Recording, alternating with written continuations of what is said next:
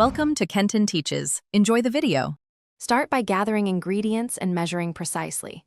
Use 1 cup cooked rice, 2 large eggs, 1 tablespoon ketchup, 1 tablespoon butter, and 1/2 tsp salt.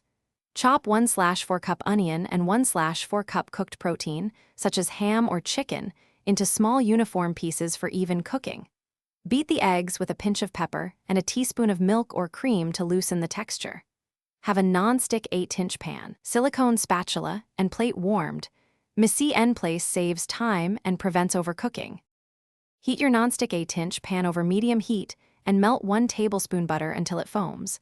Sauté the 1/4 cup onion and 1/4 cup protein about 3 minutes until softened and fragrant.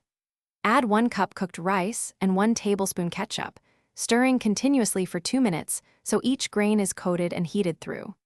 Season with 1/2 tsp salt and 1/4 tsp black pepper, tasting and adjusting as needed to balance sweetness and acidity. Transfer the fried rice to a warmed bowl to keep it hot while you cook the omelet. Wipe the pan, melt a little butter, and whisk 2 eggs with a teaspoon of milk until slightly frothy. Pour the eggs into the warmed 8-inch pan over low-medium heat, tilt to spread, and cook until the surface is set but still slightly moist. This usually takes 60 to 90 seconds.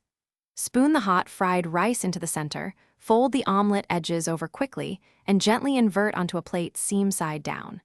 Drizzle 1 tablespoon ketchup. Add chopped parsley if desired, and serve immediately for optimal texture and temperature. Thanks for watching. Please subscribe if this video was helpful.